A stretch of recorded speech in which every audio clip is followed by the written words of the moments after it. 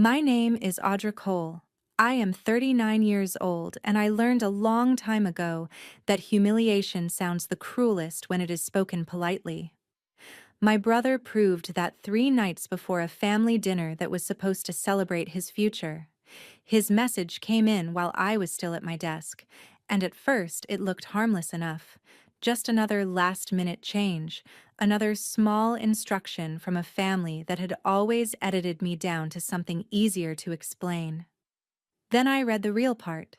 He said I could attend dinner with his fiancée's family, but I was not to tell anyone I was his sister. Her father was a federal judge, and it would be embarrassing. A few minutes later, my mother called to smooth it over in the careful voice she always used when she wanted me to accept something ugly without making it inconvenient for anyone else. She said it would be best if I sat at one of the smaller tables in the back, near the service door, just for one evening, just to keep things comfortable. Comfortable for whom, she did not say. That was the thing about my family. They never needed to scream to make their meaning clear. My brother got the spotlight. I got the explanation. He was introduced with pride. I was managed, hidden, reduced. And still, I told them I would come. I would show up on time, sit where they wanted, and say nothing they had not approved. What none of them understood was that the man they were so desperate to impress would know exactly who I was the second he saw my face. So before I tell you what happened when he stopped at my table and the whole room went quiet, tell me this. What would you do if your own family only welcomed you by pretending you did not belong to them at all? I did not answer my brother right away. I set my phone face down on the desk in my chambers and stared at the dark reflection in the screen for a few seconds, because some insults arrive so cleanly they do not feel real at first. They feel rehearsed, familiar even. That message did not come out of nowhere. It came from 39 years of being treated like the piece of the family story that never fit the version they wanted to tell in public. My brother had always been the one people remembered. He was charming without effort, loud in all the right ways, and raised with the kind of confidence that only comes from knowing the room will bend around you.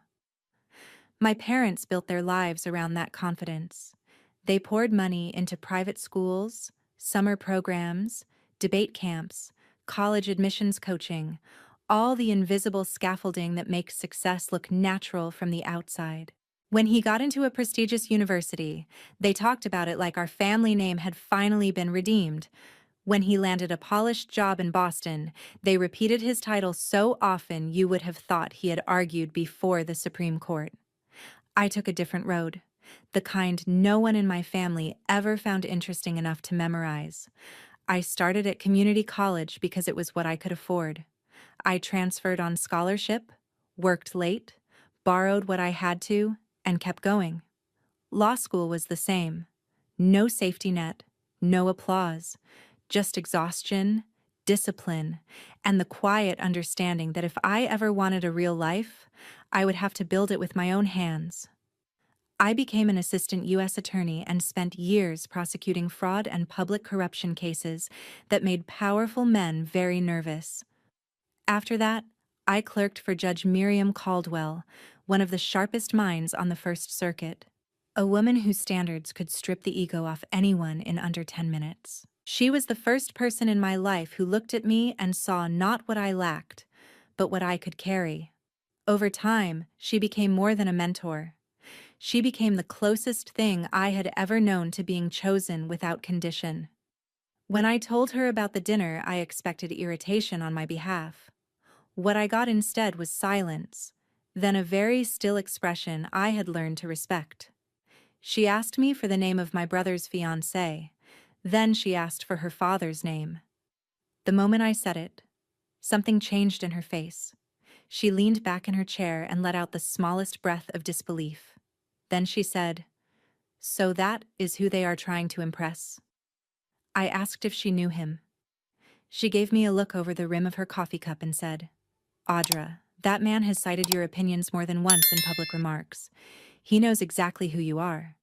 That was the moment the shape of the evening changed. Not because I wanted revenge, not yet. But because for the first time, I realized I would not be walking into that room alone. And my brother had no idea the person he was most ashamed to claim was the one person in that entire dinner party they would never be able to dismiss once the truth stepped into the light. By the time Friday evening arrived, I had already decided on two things. I would not give my family the satisfaction of seeing me rattled, and I would not make their lie easier by helping them tell it. Judge Caldwell picked me up just after 6, and we drove into the city under a cold Boston sky that made everything look sharper than it felt. She did not waste words on comfort. That was never her style. She simply glanced at me once, took in the black dress, the understated heels, the calm I had put on like armor, and said, "Good.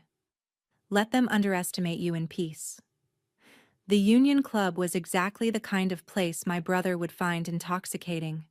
Dark wood, polished brass, quiet money, portraits of men who had probably built their reputations before anyone in the room was born. The private dining room overlooked the city lights, and every table was arranged with the kind of precision meant to signal class without ever having to say the word. When we stepped inside, I saw my family before they saw me. My parents were already smiling too hard. My brother was standing near the center of the room, with his hand at the waist of his fiancée, wearing the look he always wore when he believed he was finally being seen by the right people. She was elegant, poised, and dressed like someone who had grown up never doubting she belonged in rooms like this. The second my brother noticed me, the color in his face changed.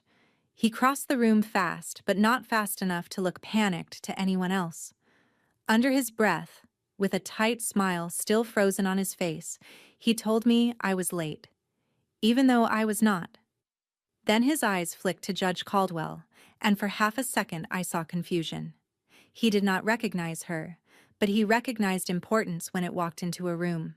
Before he could ask anything, his fiancée appeared beside him, gracious in the polished way some people learn before they can legally drive. She greeted me like a stranger she had been told to be kind to, and my brother introduced me with an almost impressive level of dishonesty. He did not call me his sister. He said, "This is Audra. She helps out at the courthouse." I looked at him for a beat longer than was comfortable, but I did not correct him. That was the moment he relaxed, just slightly. He thought silence meant surrender. My mother came over next, kissed the air near my cheek, and told me they had saved me a seat in the back, where it would be quieter. Quieter meant out of sight. My table was the smallest one in the room, set near the service entrance where the staff moved in and out with practiced invisibility. From there, I had a clear view of the main table, where my brother sat with his fiancée and her parents like he had been rehearsing for this role his entire life. Judge Caldwell took a seat not far from mine, close enough to watch, far enough to let the evening unfold exactly as people intended it to. I sat down, folded my hands in my lap, and let the room reveal itself. My brother laughed too loudly. My father tried too hard. My mother kept scanning faces for approval. The fiancé's mother was charming in a controlled way, but her father was different. He said less, watched more, and carried himself with the kind of authority that did not need to announce itself. I could see why my brother was desperate to impress him. Men like that did not simply influence rooms, they defined them. The first round of toasts began, and I noticed something else. The man my family was trying so hard to impress was not especially captivated by any of it. He listened, he nodded, he smiled when required, but every so often his eyes drifted, as if he were measuring something the rest of the room had failed to notice. Then, just before dinner service settled in, he stood and picked up a tray of champagne flutes from one of the servers. It was apparently a habit of his, something personal and old-fashioned. He liked to make a pass around the room himself, greeting guests table by table before the main course began. I watched him move from one table to the next, exchanging a few pleasant words, shaking a hand here, offering a polite smile there. My brother looked almost giddy, like this simple gesture had already become part of the family legend he planned to tell for the next 20 years. Then the judge turned toward the back of the room and started walking in my direction. At that point, I do not think anyone at the main table was paying much attention. To them, I was exactly where they wanted me, quiet and small and safely out of the way. But the second he reached my table and got a clear look at my face, his entire expression changed. He stopped so suddenly that the tray tilted in his hands, and one of the champagne flutes gave a soft, sharp clink against another. For a second, he just stared at me, not with confusion, not with the polite effort of someone trying to place a face, but with unmistakable recognition. Then he set the tray down on the empty corner of my table and straightened like instinct had taken over before thought could catch up. His voice, when it came, was not casual. It carried. "Ma'am, Judge Cole, I did not realize you were here tonight." The room went still in the way only wealthy, well-trained rooms can go still, where silence is immediate because everyone understands at once that something has shifted. My brother turned first, then my parents, then his fiancée. I rose from my chair out of habit, and before I could say a word, Judge Theodore Ward reached for my hand with both of his and gave me the kind of respectful greeting reserved for colleagues, not distant dinner guests hidden near a service entrance. "It is wonderful to see you again," he said, still sounding genuinely caught off guard. "I read your opinion in the Holloway privacy matter twice. I told two of my clerks that if they wanted to learn how to build an argument without wasting a single sentence, they should start there." By then, every face in the room was turned toward us. My brother looked like all the blood had drained out of him at once. His fiancée's expression was harder to read. At first, it was confusion, then disbelief, then the first crack of something much uglier beginning to form.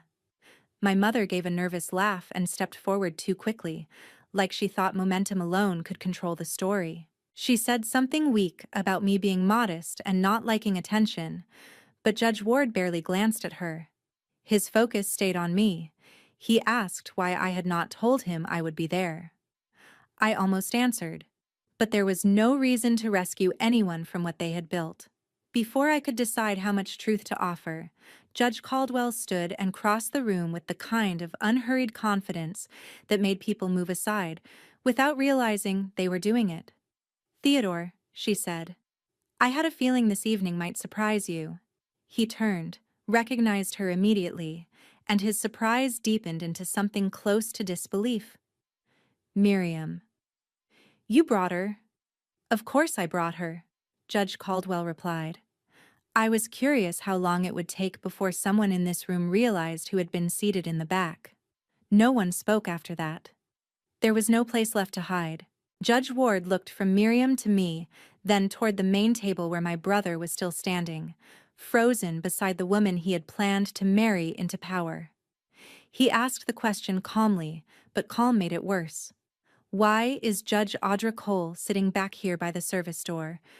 My brother opened his mouth, but nothing useful came out. He tried a smile that collapsed before it formed. He said there had been some confusion with seating. Then he made the mistake that destroyed whatever chance he had left. He added, "Audra does not really care where she sits." It was such a small sentence, but it told the whole story. It was the voice of someone who had spent his life deciding what I did and did not deserve, and assuming I would accept the version he handed me. Judge Ward's eyes sharpened. His daughter looked at my brother as if she were seeing a stranger step out from behind a familiar face. I could almost feel the room rearranging itself around the truth. Then Judge Ward pulled out the chair across from me and sat down at my table instead of returning to his own. That single choice landed harder than a public accusation ever could have. He did not raise his voice. He did not create a scene. He simply made it clear in front of everyone which person in the room commanded his respect. And in that moment, my brother finally understood what it felt like to be the one left standing in the wrong place while the world watched. For a few long seconds, nobody moved.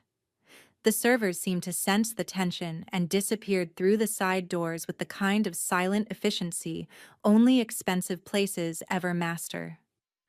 My brother was still standing beside the main table, one hand half lifted like he thought he could somehow talk his way back into control if he found the right sentence fast enough.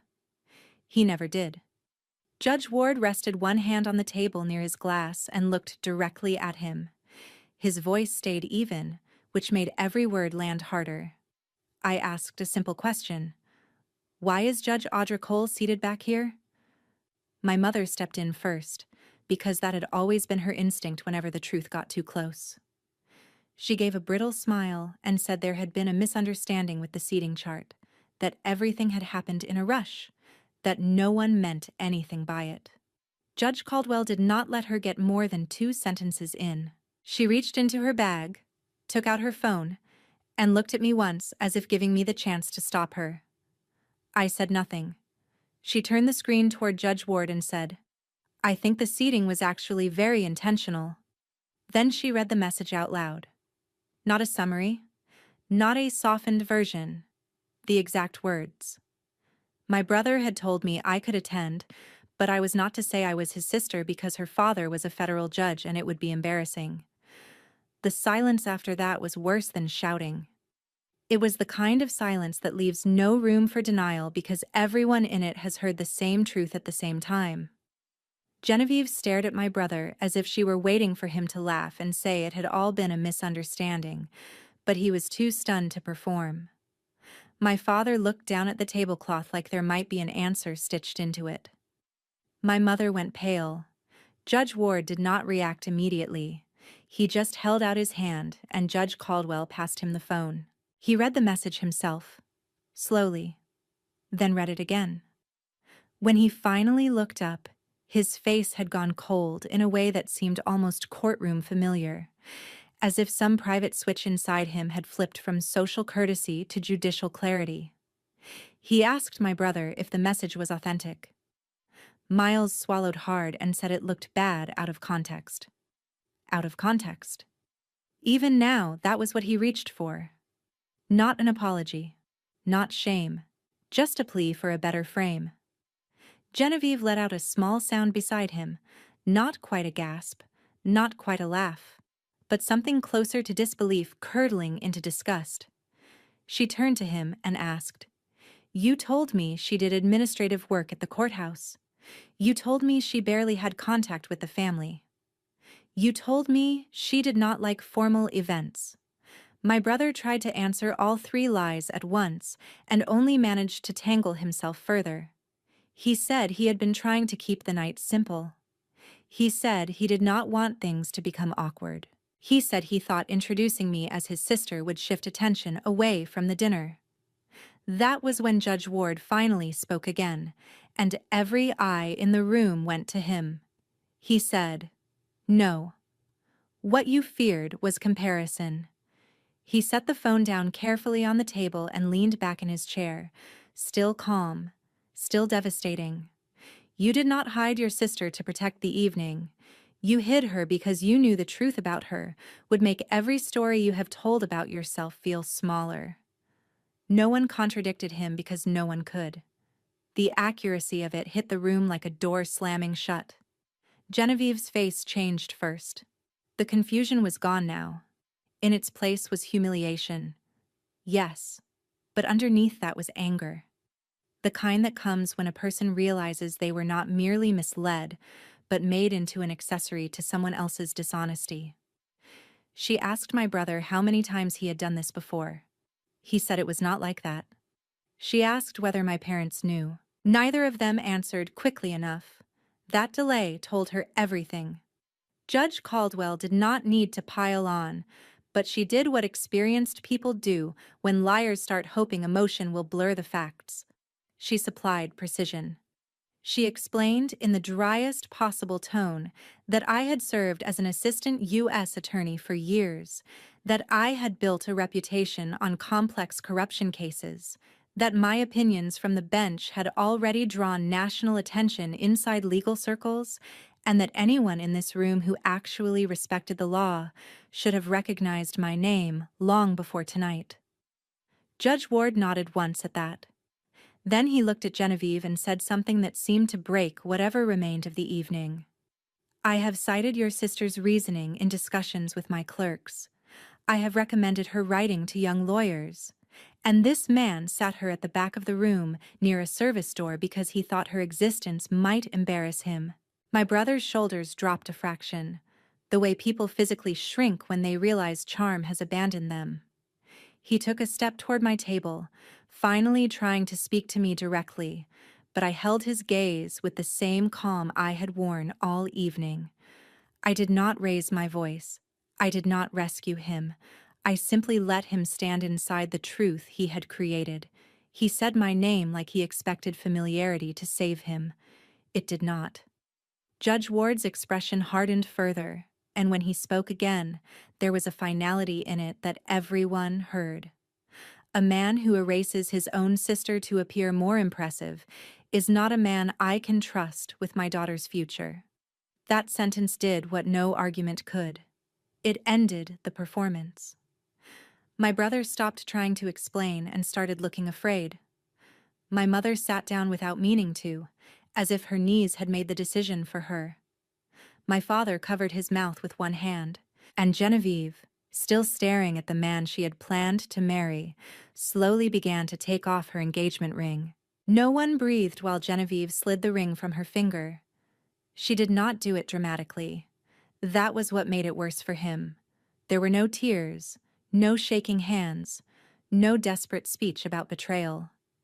She simply looked at the ring for 1 second as if it belonged to a version of the evening that no longer existed, then set it beside her water glass with a soft click that somehow sounded louder than anything else that had happened all night. My brother stared at it like he did not understand what he was seeing. Then he looked at her, and for the first time since Judge Ward had recognized me, his face showed something real: panic. He said her name once, quietly, like he thought this could still be handled in private if he kept his voice low enough. Genevieve did not even sit back down. She stepped away from him and said the one thing men like my brother never expect to hear from the women they have spent months performing for. You did not just lie to me. You lied about the kind of man you are. My brother immediately tried to turn toward me because that was his instinct even now. He wanted the fix to come from the same person he had just tried to erase. He crossed half the room and stopped beside my chair, speaking in that strained, urgent voice people use when they want forgiveness before they have earned the right to ask for it. Audra, please. Can we talk outside for a second? He said it like I owed him privacy, like I should help him contain the mess he had made in public. I looked up at him and saw what I had spent most of my life seeing too late. He was not sorry because he understood the cruelty of what he had done. He was sorry because the room had finally stopped rewarding him for it. So I kept my voice level and said, "No, you were comfortable humiliating me in front of a room full of strangers. You can hear my answer in front of them too." That hit him harder than if I had shouted. He flinched, and several people at the main table looked away, suddenly fascinated by their glasses, their napkins, the city lights beyond the windows. Judge Ward stood then, not quickly, not angrily, but with the kind of authority that makes movement itself feel like a ruling. He told Genevieve to get her coat if she was ready to leave. Then he turned to my brother and said that the wedding would not be moving forward and that there would be no further discussions about funding, planning, or family introductions. The sentence was clean, final, and impossible to negotiate. My mother found her voice then, but it came out thin and desperate. She said everyone was overreacting. She said families said hurtful things sometimes. She said my brother had made a mistake and should not lose everything over one message. Judge Caldwell looked at her with the same expression she used on careless attorneys in her courtroom and said, "This was not one message." This was a habit that finally met witnesses. That line seemed to strip the last defense out of the room. Because she was right. The text was only evidence. The real offense had been going on for years. My father tried once to speak to me directly, but the words died somewhere between his mouth and the table. He had spent too many years saying nothing when silence benefited him. It was too late to make that look like wisdom now. Genevieve returned with her coat over one arm. She did not look at my brother again. She looked at me. There was humiliation in her face, but there was also something steadier, something almost grateful under the shock. "I am sorry," she said quietly. "I should have asked better questions." I nodded because that was the only honest response I had. She left with her parents a moment later, and the entire temperature of the room dropped with them. The dinner was over, even though half the plates had not been touched. Conversations that had once sounded warm and polished were gone. All that remained was the wreckage of performance after the audience had stopped believing in it. My brother made one last attempt. He said my name again, softer this time, like we were children, and he could still pull rank through familiarity. I stood before he could finish. I told him there was nothing left to discuss. Not tonight, not privately, not after years of being useful only when I was willing to stay small. Then I picked up my bag.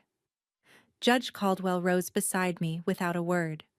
As we walked toward the door, I could feel every eye in the room follow us, but for the first time in my life, that attention did not feel like judgment.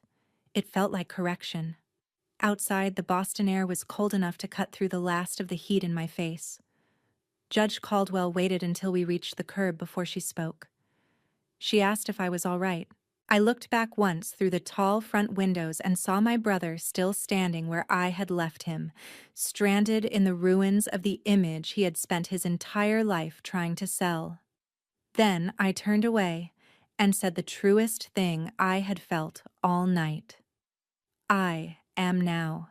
By the next morning, the story had already started moving through the kind of private circles my brother had spent his whole adult life trying to enter. Not because I told anyone. I did not have to.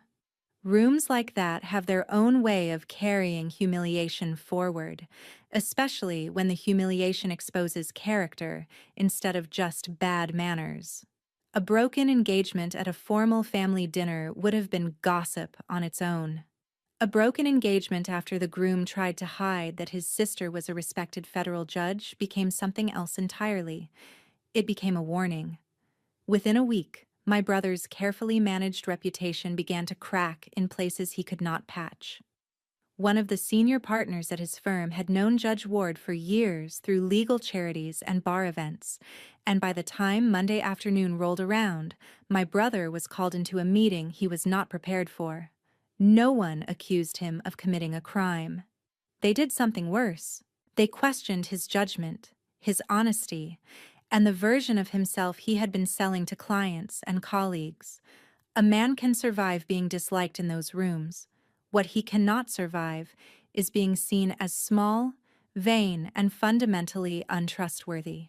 He was taken off a major client development track first. Then he lost the internal support he had been counting on for promotion. 3 weeks later, the firm asked for his resignation.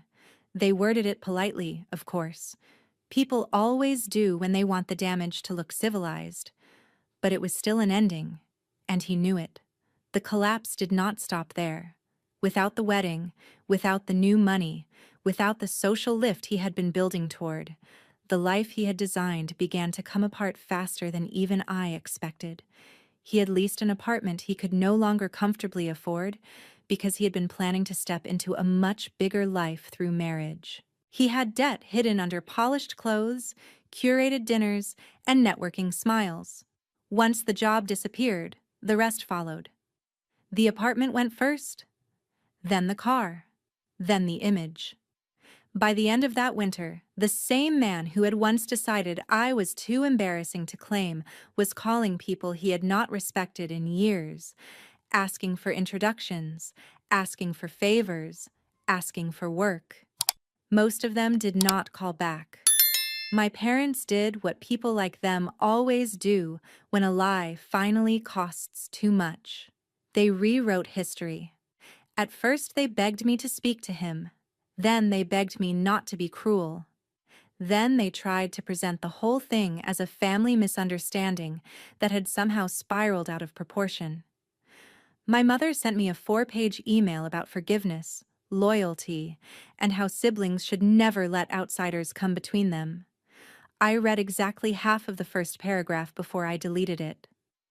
My father left 2 voicemails that sounded more tired than sorry. He said the family was falling apart. He said my brother was under unbearable pressure. He said I had always been the stronger one and should know when to let something go. That was the moment I understood one final truth about them. They did not want justice. They wanted access. They wanted the version of me who would absorb injury quietly, so the rest of them could go back to living without consequence. That version of me was gone. I changed my number, filtered their emails, and told my clerk to decline any personal deliveries that came to Chambers without review. I did not do it out of anger. I did it out of clarity. There is a difference, and learning it changed my life. Genevieve never went back to him. A month after the dinner, I received a short handwritten note from her.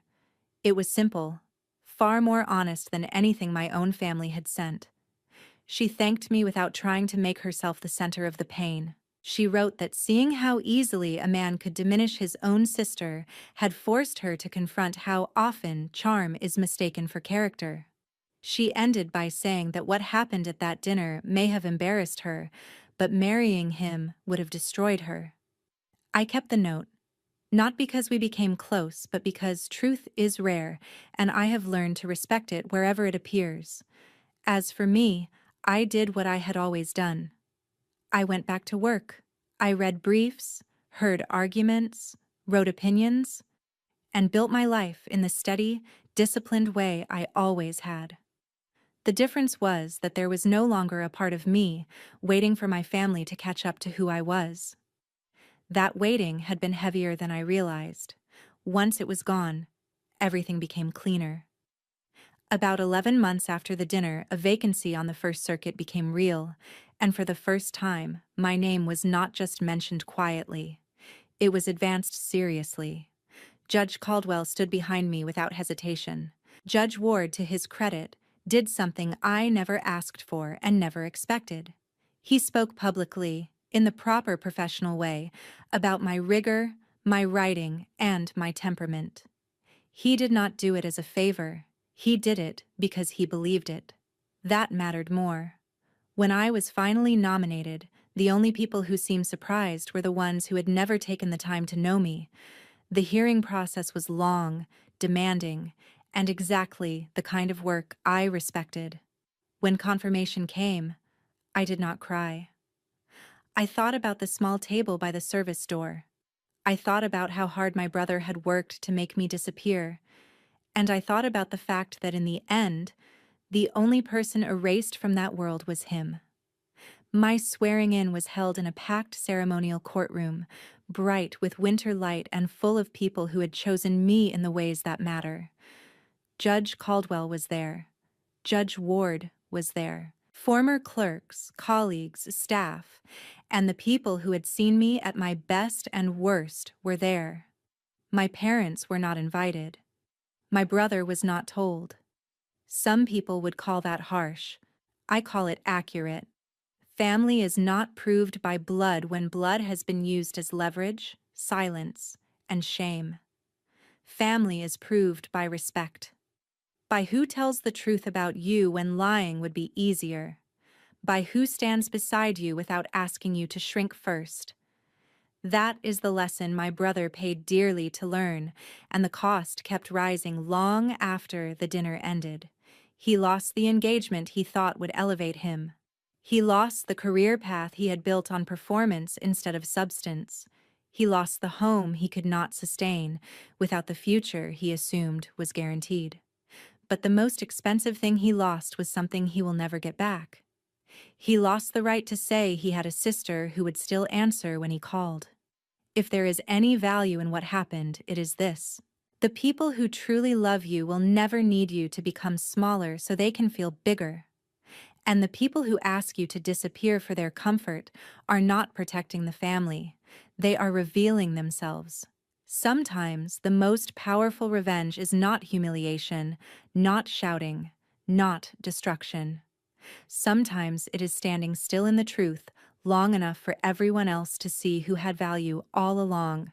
At Revenge Argon, our team is always working hard to create meaningful, engaging stories that leave viewers with valuable lessons. We want to make it clear that this is a fictional story, created for entertainment and educational purposes, with the goal of sharing positive messages and helpful life insights. Thank you so much for listening to this story. Please follow and support Revenge Argon so we can stay motivated to create more high-quality, compelling videos for you.